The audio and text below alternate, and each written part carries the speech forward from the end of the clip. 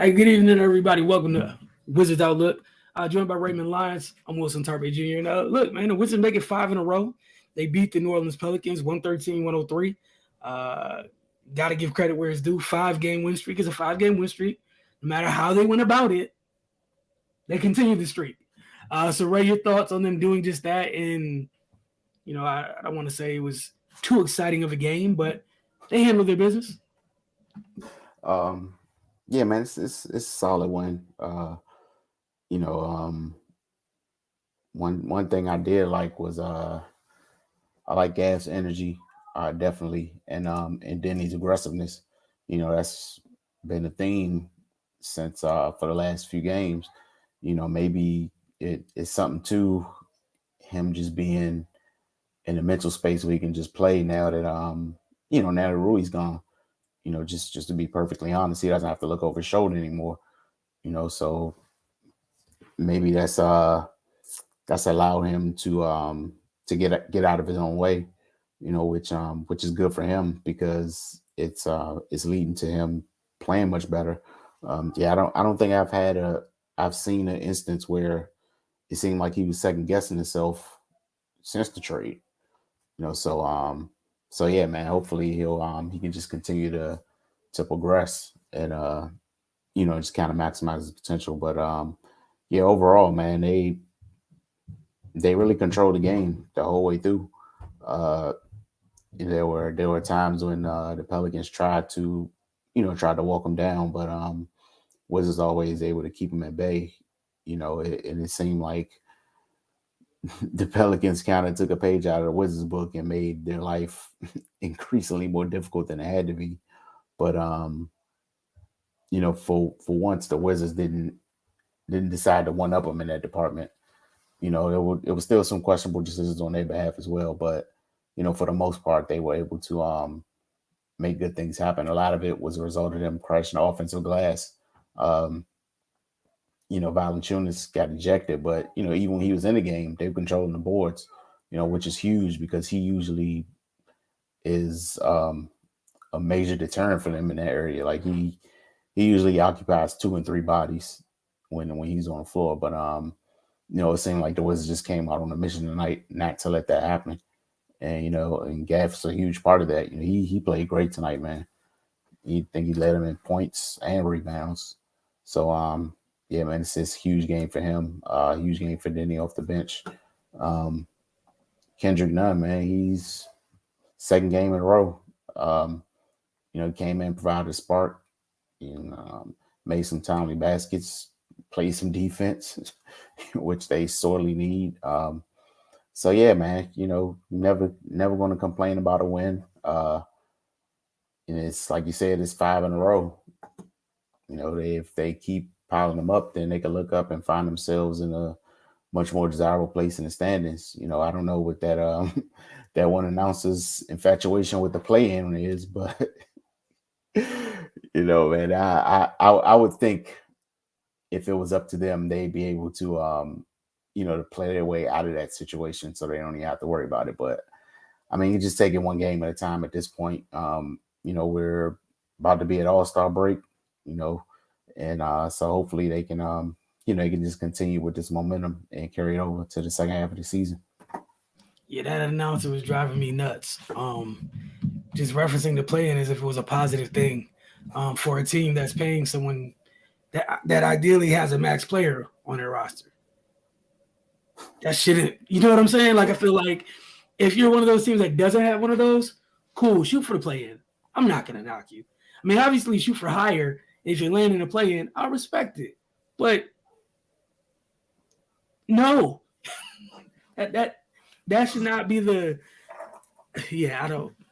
Shout out to him for doing his job. He did a great job tonight. I couldn't wrap my mind about someone just glowingly and so warmly talking about the play-in when I watched him lose 10 games in a row. It's why you're here. The things you do are why you're here. It's not a positive. Like, yes, again, what speaks volumes, they're on a 5 game win streak, right? Still 3 games under 500. So, and you're in 10th, which is great. But It's 10th. I don't believe the money you're doling out is for 10th. That's all I'm saying. I'm not trying to take anything away from it, but I'm with you. I think you're definitely onto something when you're talking about just moving Rui out the picture as a whole. Uh, Denny's been consistently aggressive, and it seems more sure of himself, or just assertive. Period. Getting downhill. Some of the things we've seen in glimpses we've seen more often since the trade. Has only been a couple games, but Oh, I also need another talking point to disappear. The more minutes thing. Stop it. Stop it. We're all for he's doing better. He's playing well since the trade, and it's good to see him kind of be what everyone wanted him to be, or continue to take steps in that direction. Right? That's great. Kill the minutes crap. That is a horrible narrative. It's very disgusting and extremely disingenuous to all of us who have been watching the entire season. It's minutes.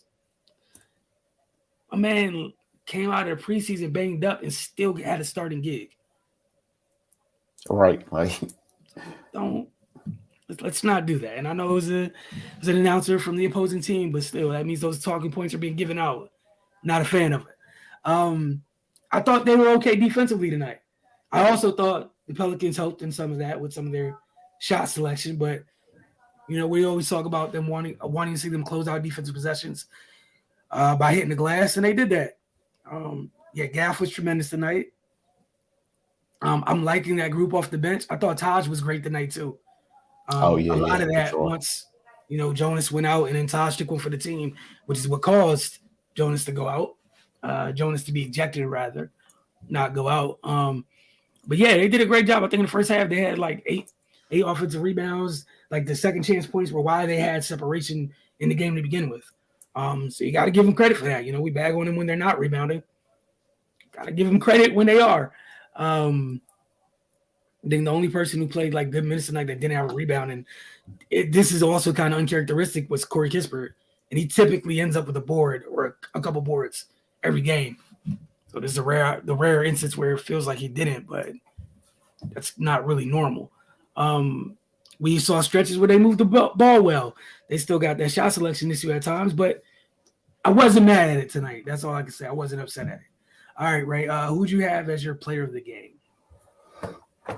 I gave it to Gaff, man. He was dominant. So he controlled the glass. He was a presence inside. He took advantage of his offensive opportunities. Man, he was the driving force behind the win. I agree with you wholeheartedly. If the other team's going to lose someone the size of Valanciunas, it means you need to dominate. He did. I cannot complain. Once JV left, Gaff was the only big on the floor. JV left. JV was ejected. No Jackson Hayes tonight. You were literally the only big, like true big, on the floor for either team. You should act like that. I love the 5 blocks. It was a big performance by him. Who'd you have at X Factor? I went with Denny, man.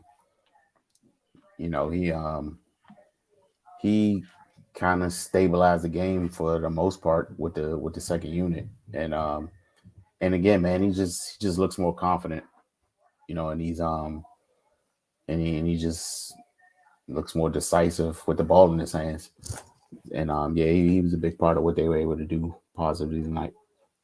All right, I pulled the Ray. I just gave it to the second unit as a group. I thought the 4 of them, they got in tonight. They had their imprints all over the game. I think everyone could see how they impacted the game tonight. Be it Kendrick Nunn, Delon Wright, Denny Avdia, and we already mentioned Taj. I thought it was huge. I also thought that was kind of the difference. Like the Pelicans got some production for their bench. It just didn't feel like any of their guys off their bench was as impactful as the Wizards quartet was tonight as a whole. It just didn't feel. It wasn't even. I think the numbers were kind of similar, but it just felt like Washington got more. Like we can all, I think, off the top of our head, all of us that watch, we can all remember a couple plays from Taj, Denny, Delon, Kendrick that come to mind. So that's where I was at with it. Pulled the Ray, and I I gave it to the second unit. All right, so get to some of these comments. As always, appreciate y'all tuning in. Put this right here, and where we starting at? Biggie Steve. Bradley towards the end with those turnovers almost cost me my Big Mac. Gaff is really stepping up on defense and controlling his fouls to keep us in the game and keep him in the game late. That's a good point about Gaff, man, especially with Porzingis being out, because that was the issue for him at one point. Like he gets 2 quick fouls trying to chase everything. If he gets into foul trouble in this situation, then they're like terribly small. So yeah, man, that's a good observation. Yeah, I thought that was a great point. Like you said, if he gets a foul trouble, man, everything goes left. Then Larry Nance is the biggest dude on the floor. Honestly, at that point, everything shifts. and you know, we love Larry, but like he's their emergency big. You know.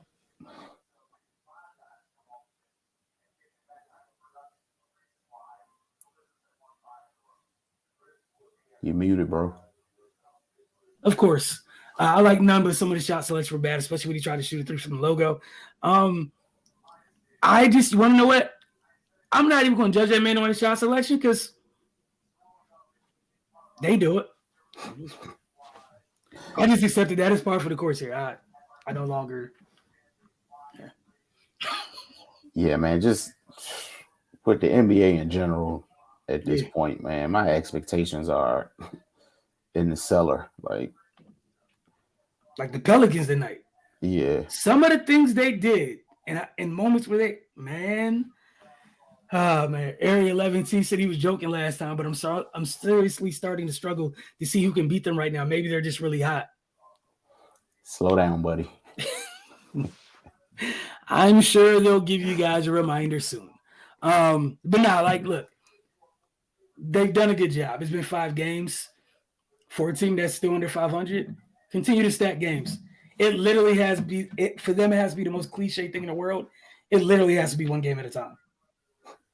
And even after, even after you get to 500, even more so. Keep plugging away 1 game at a time. They can't afford to look forward. Kispert, I thought had some time. Yeah, I thought Kispert had a really clean game offensively.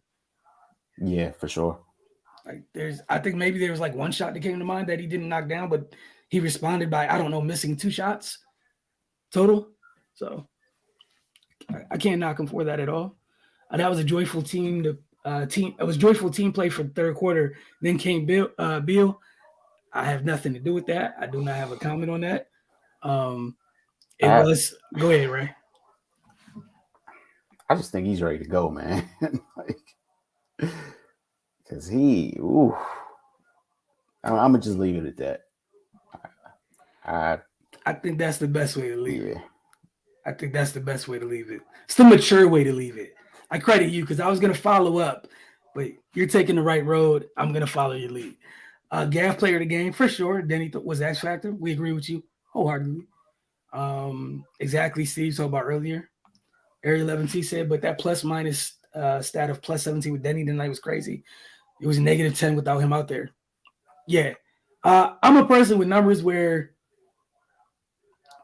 plus minus is cool, but I've also seen times where plus minus will tell you a whole group is a negative when we watch the game and was like, if they weren't there, this don't go well. But no, tonight in this case, for sure. For sure. But again, like the next comment said, a lot of tonight had to do with getting that very, very large, strong man off the court. And I'm going to give them credit for taking advantage of it. At least you didn't end up like in a rock fight after he leaves the court. Biggie Steve said getting Valanciunas with double tech at the game completing the turning point. You can see the body language in the Pelicans players where he was going. Yeah, I mean, when they're whole, what makes them so damn scary? The physicality up front. You got however big Valanciunas is, and his Zion's 260 plus shredded. They finna put hands and body parts and lean on you and all that. You got one that wants to jump into you. Neither one of them are built like basketball players. So yeah, you take that away. You're a team like the Wizards. You just come in to New Orleans, play some basketball. And as you get away from Jonas, and Zion. After that, everybody looks super basketball-like. They get real skinny the rest of the way. So, for sure. Give y'all a couple seconds. Y'all had it. See if y'all have any more comments before we get out of here. I think the Wizards' next game is on Monday night. They take on the Spurs. So hopefully, again, one game at a time, they continue to stack that. That challenge may save Wiz the game. And look, I was definitely like, why did you challenge it? Kudos for Coach West. That's why you get paid to do that. I didn't see the point in challenging it. Ray, I forgot where you were at during it in terms of if you were in favor of the challenge or not, but it worked out. Yeah, no, I was with you. I was like, I mean, it probably could have been another time to do that, but it worked out. And then didn't they immediately score after that? Yes, they did. Yes, they did. Yes, they truly did immediately. I think it was a Brad. Brad scored right after it. So can't get mad at it. I love Gav took advantage of that. He even said it during the halftime interview. He knew he was going to go to work in the second half. And kudos for him for not being one of those players today that talk it and don't do it. He did it. Credit to him for it. Now, the challenge is when you see, Podol, Jacob Podol, who's another large human being, on Monday night, that we keep that same energy and joy of life. We hunt that as well. They shouldn't lose another game on this road trip, hopefully. I mean, we'll see. That's the thing. The Spurs are one of those teams where a lot of people write them as a W. They go in there, and then they come out like, what the hell happened? What the hell happened, and how did that happen? So, yeah, man. What they got? They got Spurs and then Pistons, which that's a young, annoying team that's not fun to play. And Durbin's a big, bouncy, strong big. So, we'll see. But again, one game at a time. Focus on San Antonio. As Biggie Steve says, San Antonio is going to be a real test because we're, 2-7 at home court? For sure. It's another place. Washington kind of struggles. And also just good teams continue streaks. If you want to take the steps towards being a good team, you have two of your three big guns. And there's no reason to go into San Antonio and struggle bus it. There's none. I'm saying it going in. Because if that is what it is, I don't want to hear any. Well, if that they are San Antonio, you got to pop out here sipping wine and tanking openly. Like no qualms about it, man. Like from the top down, and that's why I don't. And that's my whole thing is I don't like tanking, but I'm always of the mind if you're gonna do something, you do it, like wholeheartedly lean in and do it. And the Spurs have had that energy since they told DeJounte, "Thanks for everything. You might give us wins. Bye."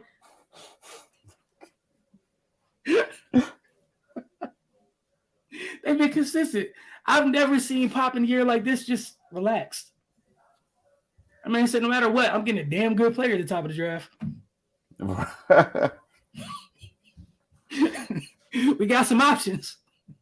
But look, thanks for tuning in, man. Y'all have a great evening. We'll see y'all Monday night after their bout with San Antonio. Or for those of you who want to hang out with us during the game in the playback room, all you have to do is follow us on social media. And you should see how. And I've been trying to put the link in some of the the description for these shows. So when these go up early, we'll see what happens. But we got one to beat the buzzer. Do you see us making one last trade before the deadline? I can see Barton going. I anticipate pure chaos at the deadline. I don't know what this place is going to do. Because I've been of the mind of things that they should do that they've done the complete opposite. So I have no idea. I have no idea what's about to happen. I think chaos, though. Yeah, Barton's a hard sell at this point, too. Like, what's the appeal there? Like, and then the other thing for me is like I'm gonna keep going back to this. When you open the market for the stuff you didn't trade for Rui, just saying, like there's gonna be some teams that goes to Charlotte was like, hey, let me get PJ Washington. Charlotte's gonna be like, yeah, I need this, and this, and gonna be like, did he get drafted higher than Rui? No, we're not giving you this. You can take this though.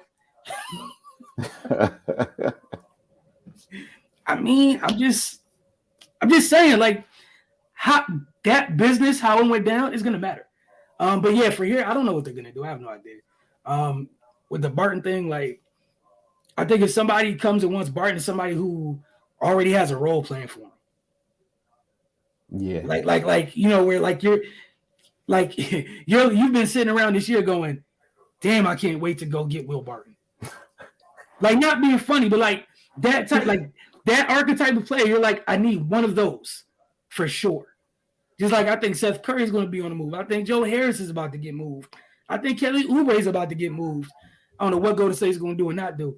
I just think it's going to be chaos because you're going to have the teams that are about to get to the midway point and go, should we make the play in or should we just try to get back into the race for the lottery? And what's the best way to do that? Get rid of stuff that helps you win games. Don't accidentally keep these competitive guys around. Get the hell out of here. Ray and I have talked a couple of times. I think I mentioned the Cardell too. I'm interested to see if a team doesn't come and get Jordan Goodwin. Because right now, the Kendrick Nunn trade and everything else is like we've seen him falling. We've seen him get a bunch of minutes when DeLon was out. DeLon comes back, split minutes for a little while because Monte was out. Monte comes back.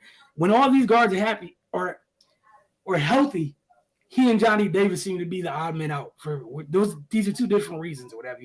Obviously, we know what Jordan Goodwin's provided for them, but I could definitely see a contender coming to get Jordan Goodwin and be like, hey, we need that off our bench all the time. It's consistent. You know, there's enough tape out here from this year that you can give us exactly these 5 things. You know, so I'm interested to see what happens. We'll see. Fire Show, we appreciate y'all. First time I did enjoy a Kuzma game, not forcing shots. Less turnovers and some good assists. You'd be surprised how many shots he got up, buddy. These shots. I'm not. Give him credit. I don't think he started forcing stuff until the second half. But I guess if this is how this is going to go with these guys being here, where it seems like Kuz is kind of taking the thing of get people involved in the first half and I'll start hunting for mine in the second half. However, regardless of how I feel about that, it seems like that's where stuff's going with Kuz. So we'll see. We'll see. And who knows, it might end up working fine. Because, I mean, he's delivered in big moments for them. What was it, 2 games ago? He went nuts in the fourth after being not very good for 3 quarters. Was that 2 games ago? Or was it last game? I'm sorry, last game. Last game, yeah. The last game. It was 3 quarters, and we were all like, what are you doing? Why are you taking that shot? And then in the fourth, the damn shot started going in, and then they needed him. So, I mean, we'll see. But Kuz is immensely talented. The thing with Kuz is just kind of like him fine-tuning those edges to know exactly when to use what, when, you know, at which specific time. And, you know, that comes with time, or sometimes that's just the difference between the guys that are really good and really talented and the guys that are, you know, the guys up there at the top. It's the difference. But again, appreciate y'all tuning in, man. We'll see y'all Monday night.